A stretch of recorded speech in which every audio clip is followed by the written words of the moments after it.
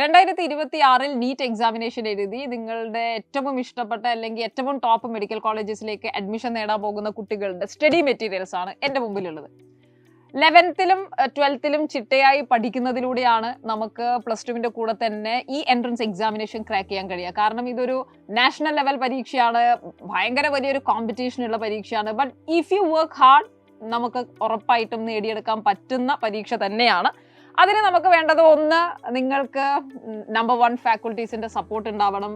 Xylem definitely provides you that. അത് കഴിഞ്ഞ് നമുക്ക് വേണ്ടത് ഡിസിപ്ലിൻഡ് ആയിട്ടുള്ള വളരെ വെൽ സ്ട്രക്ചേർഡ് ആയിരിക്കുന്ന ഒരു ടൈം ടേബിളും അതിനനുസരിച്ചുള്ള ക്ലാസ്സുകളുമാണ്. ഡെയിലി ലൈവും ഡെയിലി ക്ലാസ്സസും നിങ്ങൾക്ക് അത് രീതിയിൽ പോകും.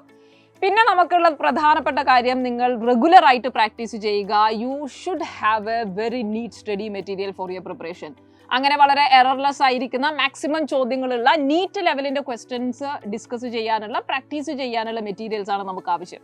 സോ നമ്മുടെ കയ്യിലുള്ള ബുക്കുകൾ നമുക്ക് നോക്കാം. 11th-ലേക്ക് ജോയിൻ ചെയ്യുന്ന സൈലമിയൻസിന്റെ സ്റ്റഡി മെറ്റീരിയൽസ് ആണ് ഈ കാണുന്നത്. നിങ്ങൾക്ക് ബയോളജി, കെമിസ്ട്രി, ഫിസിക്സ് ഈ 3 സബ്ജക്റ്റുകളാണ് നീറ്റ് എൻട്രൻസ് എക്സാമിനേഷന് വേണ്ടി നമുക്ക് ആവശ്യമുള്ളത്. ഞാൻ ബയോളജിയിലുള്ള ടെക്സ്റ്റ് ബുക്ക് നിങ്ങൾക്ക് കാണിച്ചു തരാം. ഇവിടെ പാർട്ട് എ അല്ലെങ്കിൽ നിങ്ങൾക്ക് പാർട്ട് എയിൽ 11th ക്ലാസ്സിന്റെ ബയോളജിയുടെ ഫസ്റ്റ് പാർട്ടും അതുപോലെ സെക്കൻഡ് പാർട്ടുമാണ് നമ്മളിവിടെ കാണുന്നത്. ഈ പാർട്ടിലേക്ക് വന്നു കഴിഞ്ഞാൽ ഞാൻ ഇത് ഓപ്പൺ ചെയ്ത് നോക്കുമ്പോൾ നിങ്ങൾക്ക് 11th-ലുള്ള ഫസ്റ്റ് പാർട്ടിലുള്ള എല്ലാ സിലബസും നിങ്ങൾക്ക് ഇവിടെ കാണാൻ പറ്റും. ഏതൊക്കെ ചാപ്റ്ററുകളായിരിക്കും ഇവിടെ വരുന്നത് എന്നുള്ളത് കോണ്ടന്റിൽ നിങ്ങൾക്ക് കാണാൻ സാധിക്കും. ഇതിന്റെ ഏറ്റവും വലിയ പ്രത്യേകത, ഇതിന്റെ തുടക്കത്തിൽ തന്നെ ചാപ്റ്റർ വൈസ് ആയിട്ട് കഴിഞ്ഞ വർഷങ്ങളിലുള്ള ചോദ്യങ്ങളുടെ അനാലിസിസ് ഉണ്ട്. ഇതിന് എന്തുമാത്രം വെയിറ്റേജ് ഉണ്ട്, ഈ ഒരു ചാപ്റ്ററിൽ നിന്ന് എത്രമാത്രം ചോദ്യങ്ങൾ വരുന്നുണ്ട് എന്നിങ്ങനെയുള്ള ഒരു ക്വിക്ക് അനാലിസിസ് ഉണ്ട്. അപ്പൊ ഞാൻ chapter cell cycle and cell division പഠിക്കാൻ പോകുമ്പോൾ തന്നെ ഞാൻ മനസ്സിലാക്കാണോ, ഓക്കെ കഴിഞ്ഞ വർഷം ഇതിൽ നിന്ന് ചോദ്യം കൂടുതലായി വന്നിട്ടുണ്ട്, ഇതൊരു പ്രധാനപ്പെട്ട ചോദ്യമാണെന്നൊക്കെ ഞാൻ മനസ്സിലാക്കുന്നു. ശേഷം നമ്മുടെ ഇൻട്രൊഡക്ഷൻ ഭാഗത്തേക്ക് വന്നാൽ വളരെ വെൽ ഡീറ്റെയിൽഡ് ആയിട്ടുള്ള നിങ്ങൾക്ക് ആവശ്യമുള്ള എല്ലാ കാര്യങ്ങളും പറയുന്ന നോട്ട്സ് ആണ് നിങ്ങൾക്ക് ഇവിടെ കാണാൻ സാധിക്കുന്നത്. എന്ന് പറഞ്ഞാൽ നിങ്ങൾക്ക് മറ്റൊരു നോട്ടിന്റെ ആവശ്യമേ ഉണ്ടാവുന്നില്ല. ഡീറ്റെയിൽ ആയിട്ടുള്ള നോട്ടുകൾ കാണാം. ഓരോ ടോപ്പിക് കഴിയുന്ന സമയത്തും നമ്മുടെ അണ്ടർസ്റ്റാൻഡിങ് ചെക്ക് ചെയ്യുന്നതിന് വേണ്ടിയിട്ട് കോൺസെപ്റ്റ് ആപ്ലിക്കേഷൻ ചോദ്യങ്ങൾ നിങ്ങൾക്ക് കാണാം.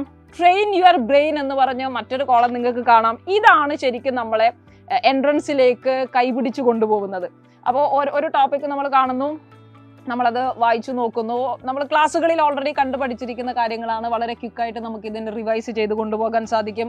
പ്രധാനമായിട്ട് നോട്ട് ചെയ്യേണ്ട ഭാഗങ്ങൾ സ്പെഷ്യൽ നോട്ട് എന്നൊക്കെ പറഞ്ഞ് ഇവിടെ കൊടുത്തിട്ടുള്ളത് കാണാം. അങ്ങനെ ഓരോ ടോപ്പിക്കും ഞാൻ പഠിക്കുകയാണ്. പഠിച്ച് പ്രധാനപ്പെട്ട നോട്ട്സ് ഒക്കെ ഞാൻ വായിച്ച് മനസ്സിലാക്കിയിട്ടുണ്ട്. അങ്ങനെ നമ്മുടെ ചാപ്റ്റർ കംപ്ലീറ്റ് ആകുമ്പോഴേക്ക് കോൺസെപ്റ്റ് ആപ്ലിക്കേഷൻ ഒക്കെ ഞാൻ ചെയ്ത് എൻ്റെ ബയോളജി കംപ്ലീറ്റ് ഇപ്പോൾ സെറ്റ് ആയിരിക്കുകയാണ്. ചാപ്റ്റർ ഒക്കെ കഴിഞ്ഞിട്ടുണ്ട്. എന്നിട്ട് ഏറ്റവും അവസാനം എനിക്ക് എക്സാം വരികയാണ്. ഫസ്റ്റ് ഇയർ ആണ് നമ്മൾ പഠിക്കുന്നത്. ഫസ്റ്റ് ചാപ്റ്റർ നമ്മൾ പഠിച്ചു. ഇനി എക്സാം വരുമ്പോഴേക്ക് എനിക്ക് ടെൻഷനായി. അപ്പോൾ ഞാൻ ടെൻഷൻ അടിക്കേണ്ട ആവശ്യമില്ല. ഷോർട്ട് നോട്ട്സ് നമുക്ക് ഇവിടെ കാണാൻ പറ്റുന്നുണ്ട്. ഓക്കെ, ഷോർട്ട് നോട്ട്സ് ആണ് എനിക്ക് ക്വിക്ക് റിവിഷൻ വളരെ ഈസി ആയിട്ട് ചെയ്യാൻ വേണ്ടി എന്നെ ഹെൽപ്പ് ചെയ്യാൻ പോകുന്നത്. ഷോർട്ട് നോട്ട്സ് ആണ്. ഷോർട്ട് നോട്ട്സ് കഴിഞ്ഞ് ക്വസ്റ്റ്യൻസ് പ്രാക്ടീസ് ചെയ്യണം. കാരണം നമ്മൾ ഇത് രണ്ടും ബോർഡ് എക്സാമിനേഷനും എൻട്രൻസ് എക്സാമിനേഷനും ഒരുപോലെ കൊണ്ടുപോകാൻ പോകുന്നവരാണ്. അതുകൊണ്ട് നമുക്ക് ചോദ്യങ്ങൾ ചെയ്യാൻ പറ്റണമെങ്കിൽ കോൺസെപ്റ്റ് അണ്ടർസ്റ്റാൻഡിങ് വളരെ പ്രധാനപ്പെട്ടതാണ്. ആദ്യമായിട്ട് തന്നെ ഒരു ചാപ്റ്റർ അപ്രോച്ച് ചെയ്യുമ്പോൾ ഒരുപക്ഷെ എനിക്ക് ചെറിയ ബുദ്ധിമുട്ടുകളൊക്കെ ഉണ്ടാവാം. ക്വസ്റ്റ്യൻസ് ചെയ്യുന്ന രീതി ഒരുപക്ഷെ പരിചയമായിരിക്കില്ല. ഓപ്ഷൻസ് തന്നിട്ട് ചെയ്ത് പ്രാക്ടീസ് ഉണ്ടാവില്ല. സോ കുറേ ബുദ്ധിമുട്ടുകളൊക്കെ നമുക്ക് ഉണ്ടാവും. Which we will develop gradually or we will be better for the next chapter. ആദ്യത്തെ ചാപ്റ്ററിൽ ചെറിയ ബുദ്ധിമുട്ടൊക്കെ ഉണ്ടാവുള്ളൂ. അപ്പോൾ ഇവിടെ ഞാൻ സോൾവ്ഡ് എക്സാമ്പിൾസ് നോക്കും. സോൾവ്ഡ് എക്സാമ്പിൾസിൽ നിങ്ങൾക്ക് ചോദ്യം കാണാം, 4 ഓപ്ഷൻസ് കാണാം. ആ ഓപ്ഷൻസിൽ ഞാൻ ഒരു ആൻസർ ഞാൻ ഇങ്ങനെ നോക്കും. ഫസ്റ്റ് ക്വസ്റ്റ്യനിൽ ഞാൻ ഓപ്ഷൻ 2 ആണെന്നൊക്കെ വിചാരിക്കുന്നു. ആൻഡ് അപ്പം തന്നെ നിങ്ങൾക്ക് സോൾവ് ചെയ്തിട്ട് ആൻസർ 2 എന്നും അതിൻ്റെ എക്സ്പ്ലനേഷനും കാണാം. സോ അങ്ങനെ നമുക്ക് കുറെ കൂടി എങ്ങനെയാണ് എക്സ്പ്ലനേഷനൊക്കെ വരുന്നതെന്ന് മനസ്സിലാക്കാൻ വേണ്ടിയിട്ട് സോൾവ്ഡ് എക്സാമ്പിൾസ് കാണാം. സോൾവ്ഡ് എക്സാമ്പിൾസ് ഒക്കെ കഴിഞ്ഞ് ഷോർട്ട് നോട്ടൊക്കെ വായിച്ച് കഴിയുമ്പോഴേക്കും നമ്മുടെ റിവിഷൻ കഴിഞ്ഞു. ഞാൻ ആ ചാപ്റ്റർ കംപ്ലീറ്റ് പഠിച്ചു കഴിഞ്ഞു. And what next? I need to practice a little more. കൂടുതൽ PYQ മോഡൽ ടൈപ്പ് ചോദ്യങ്ങൾ എനിക്ക് പ്രാക്ടീസ് ചെയ്യണം. അങ്ങനെ പ്രാക്ടീസ് ചെയ്യുമ്പോൾ എൻ്റെ ഓരോ ടോപ്പിക്കും എനിക്ക് ക്ലിയർ ചെയ്യുന്ന രീതിയിൽ പ്രാക്ടീസ് ചെയ്യണം. അപ്പോൾ അതുകൊണ്ട് തന്നെ ടോപ്പിക് വൈസ് ആയിട്ടുള്ള പ്രാക്ടീസ് ആണ് അടുത്ത ഘട്ടത്തിൽ നിങ്ങൾ കാണാം. എക്സസൈസ് 1 ടോപ്പിക് വൈസ് ആണ്. അപ്പം ഞാൻ ഇതൊക്കെ ചെയ്തു. സെൽ സൈക്കിളിൽ നിന്ന് ഞാൻ ആദ്യം ചെയ്തു. ഇനി എനിക്ക് ഞാൻ പഠിക്കുന്ന എം ഫേസ് നിന്ന് മാത്രമായിട്ട് ചെയ്യണമെങ്കിൽ വീണ്ടും നിങ്ങൾക്ക് അവിടെ ടോപ്പിക്കിൻ്റെ അണ്ടറിൽ ക്വസ്റ്റ്യൻസ് കാണാം. അങ്ങനെ വളരെ സ്ട്രക്ചേർഡ് ആയിരിക്കുന്ന ഒരു സ്റ്റഡി മെറ്റീരിയൽസ് ആണ് നിങ്ങളുടെ മുമ്പിൽ ഇരിക്കുന്നത്.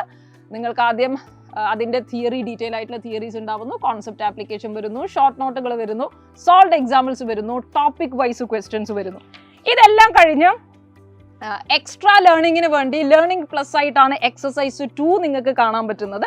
എക്സസൈസ് 2 നമുക്ക് ഓപ്ഷൻസ് ഉള്ള നമ്മുടെ എൻട്രൻസിൽ നമ്മൾ ചെയ്യാൻ പോകുന്ന ടൈപ്പാണ്. അപ്പോൾ ഇതൊക്കെ നമ്മൾ ചെയ്യുമ്പോഴേക്കും നമ്മുടെ കോൺസെപ്റ്റുകളൊക്കെ റെഡിയായി.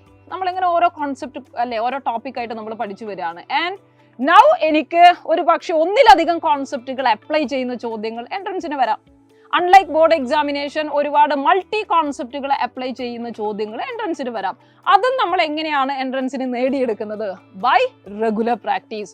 അത് പ്രാക്ടീസ് ചെയ്യുന്നതിന് വേണ്ടി എക്സസൈസ് 3 മൾട്ടി കോൺസെപ്റ്റ് അപ്ലൈ ചെയ്യുന്ന ക്വസ്റ്റ്യൻസ് കാണാം. ബേസിക്കലി ഈ ചോദ്യങ്ങളിൽ കുറേയൊക്കെ 2 കോളം തന്ന് മാച്ച് ചെയ്യുന്ന ടൈപ്പ് ചോദ്യങ്ങൾ, ഫിൽ ഇൻ ദ ബ്ലാങ്ക്സ് ആയിട്ട് വരുന്ന ചോദ്യങ്ങൾ, കോളം മാച്ചിങ് ആയിരിക്കും പ്രിഫറബിളി ഇതിൽ വരിക. അപ്പോൾ കോളം എയും കോളം ബിയും മാച്ച് ചെയ്യുക. ഓരോന്നിലും ഒന്നിലധികം കോൺസെപ്റ്റുകൾ അവിടെ ഉണ്ടാവും.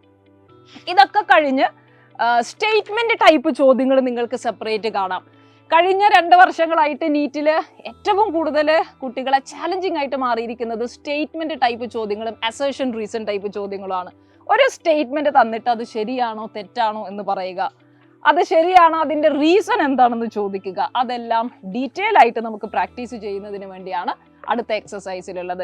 ആൻഡ് ലാസ്റ്റ്ലി നിങ്ങൾ നോക്കിക്കഴിഞ്ഞാൽ exercise 4 which is the most important exercise from all these session, PYQ. Last 10 years previous year questions ആയിരിക്കും നിങ്ങൾക്ക് കാണാൻ പറ്റുക. PYQs നന്നായിട്ട് നമ്മൾ ചെയ്യണം. കാരണം ആ മോഡലിൽ തന്നെയായിരിക്കും ചോദ്യങ്ങൾ റിപ്പീറ്റ് ചെയ്യുന്നുണ്ടാവുക. It is very important to understand the type of question അല്ലെങ്കിൽ ദ മെത്തേഡ് ഓഫ് ക്വസ്റ്റ്യൻ. എങ്ങനെയാണ് NTA നീറ്റ് എക്സാമിനേഷന് ചോദ്യങ്ങൾ ചോദിക്കുന്നത് എന്നുള്ളത് നമുക്ക് മനസ്സിലാക്കണം. അങ്ങനെ അത് കഴിഞ്ഞ് നിങ്ങൾ ഇതൊക്കെ ചെയ്യുമ്പോൾ എവിടെയാണ് നിങ്ങൾ ആൻസർ ചെക്ക് ചെയ്യുന്നത്? ആൻസർ കീ തന്നിട്ടുണ്ട്. അപ്പോൾ ഒരു ചാപ്റ്റർ കഴിയുമ്പോൾ ഏറ്റവും അവസാനം നിങ്ങൾക്ക് ആൻസർ കീ ഉണ്ടാവും. സൊല്യൂഷൻസ് അവിടെ കാണില്ല. ഈ പാർട്ട് എയും പാർട്ട് ബിയും നമ്മൾ കംപ്ലീറ്റ് പഠിച്ചു കഴിയുമ്പോഴേക്കും നമ്മുടെ +1 തീരുകയാണ്. ഇതിൻ്റെ ഓരോ ചാപ്റ്റർ കഴിയുമ്പോഴേക്കും നിങ്ങൾക്ക് ആൻസർ കീ കാണാൻ സാധിക്കും. ഇനി ഇൻ കേസ് നിങ്ങൾക്ക് ആൻസർ കീ കണ്ടപ്പോൾ ഡൗട്ടായി, ഞാൻ വിചാരിച്ച ആൻസർ ഓപ്ഷൻ 1 ആണ്, പക്ഷേ ഇവിടെ കീയിൽ കൊടുത്തിരിക്കുന്നത് ഓപ്ഷൻ 2 ആണ്. എൻ്റെ കോൺസെപ്റ്റിൽ എന്തെങ്കിലും തെറ്റ് വന്നോ? I need more reference. ഞാനിത് എങ്ങനെ ക്ലിയർ ചെയ്യും? അതിനു വേണ്ടിയാണ് നിങ്ങൾക്ക് മൂന്നാമതൊരു ബുക്ക് ബയോളജിയിൽ പ്രൊവൈഡ് ചെയ്യുന്നത്. ഇത് എക്സ്ക്ലൂസീവ്ലി സൊല്യൂഷൻസ് മാത്രമുള്ള പുസ്തകമാണ്. നിങ്ങൾ ഇതിലൊക്കെ ചെയ്യുന്ന ചോദ്യങ്ങളിൽ കൺഫ്യൂഷൻസ് വന്നു കഴിഞ്ഞാൽ എക്സ്പ്ലനേഷൻ ആവശ്യമുണ്ടെങ്കിൽ ഒന്നുകൂടി പഠിക്കണമെങ്കിൽ സൊല്യൂഷൻ ബുക്കിൽ ഡീറ്റെയിൽ ആയിട്ടുള്ള സൊല്യൂഷൻ നിങ്ങൾക്ക് കാണാൻ സാധിക്കും. ബയോളജിയാണ് നമ്മളിപ്പോൾ കണ്ടിട്ടുള്ളത്. ഇതുപോലെ തന്നെയാണ് നമ്മുടെ കെമിസ്ട്രിയും ഫിസിക്സും പോവുക.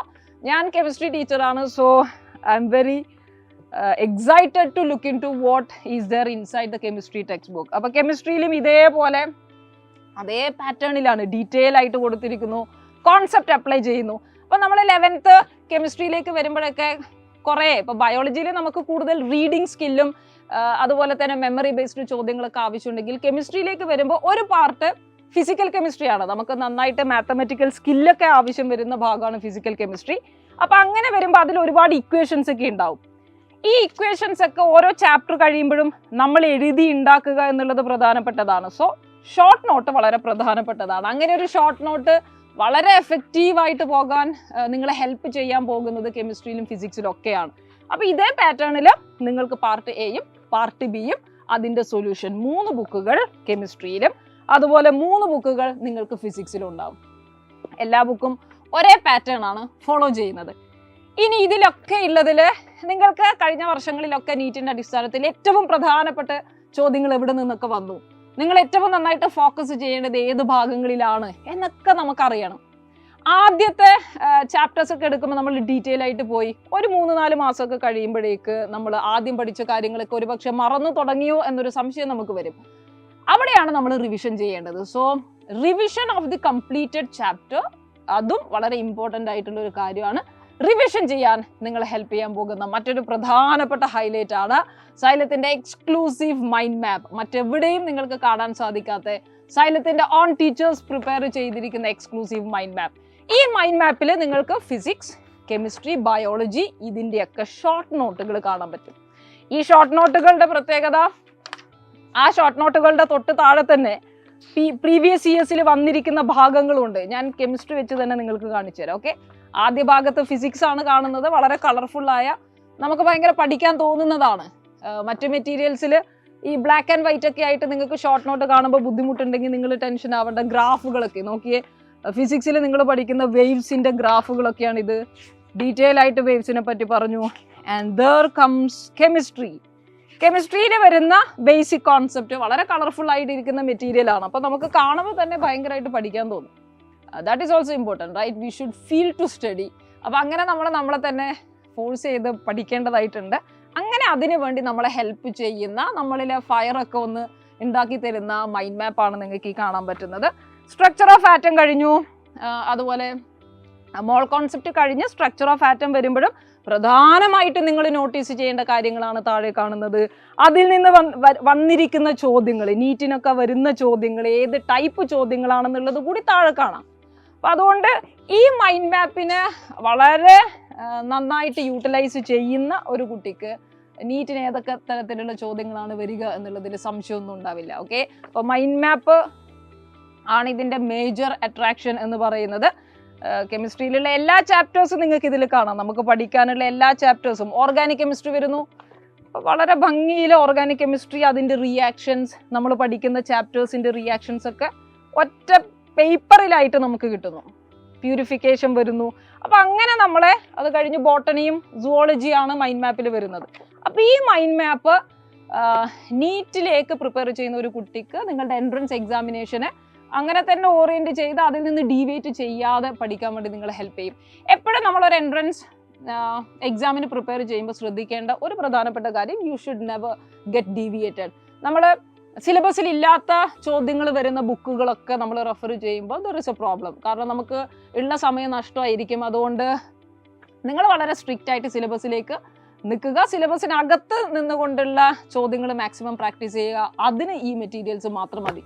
സോ സൈലത്തിൽ ഒക്കെ ജോയിൻ ചെയ്ത് കഴിഞ്ഞാൽ സൈലത്തിലെ ക്ലാസ്സുകൾ നിങ്ങൾ കണ്ട് ഈ മെറ്റീരിയൽസിൻ്റെ സഹായത്തോടെ പ്രിപ്പയർ ചെയ്ത് കഴിഞ്ഞാൽ ഡെഫിനറ്റ്ലി വളരെ ഈസി ആയിട്ട് നമുക്ക് ഫസ്റ്റ് അറ്റംപ്റ്റിൽ തന്നെ നീറ്റ് ക്രാക്ക് ചെയ്യാൻ സാധിക്കും. So that's about the material. ഇത്രയും ഭയങ്കര എക്സൈറ്റഡ് ആയിട്ടുള്ള, അല്ലെങ്കിൽ വളരെ ഇൻട്രസ്റ്റിംഗ് ആയിട്ടുള്ള രീതിയിലാണ് മെറ്റീരിയൽസ് എല്ലാം പ്ലാൻ ചെയ്തിരിക്കുന്നത്. നിങ്ങൾക്ക് വളരെ സിസ്റ്റമാറ്റിക് ആയിട്ട് ഒരു കൺഫ്യൂഷനും ഇല്ലാതെ പഠിക്കാൻ സാധിക്കും. ആദ്യം എന്ത് പഠിക്കണം എന്നുള്ള കൺഫ്യൂഷനൊന്നുമില്ല. ടോപ്പിക്ക് പഠിച്ച് അത് അപ്ലൈ ചെയ്ത് അടുത്ത ടോപ്പിക്ക് അപ്ലൈ ചെയ്യുന്നു. ഇങ്ങനെ റെഗുലർ പ്രാക്ടീസ് ചെയ്യുക, നമ്മുടെ ലക്ഷ്യത്തിലേക്ക് എത്തുക. Okay, so that's about the material guys. Thank you.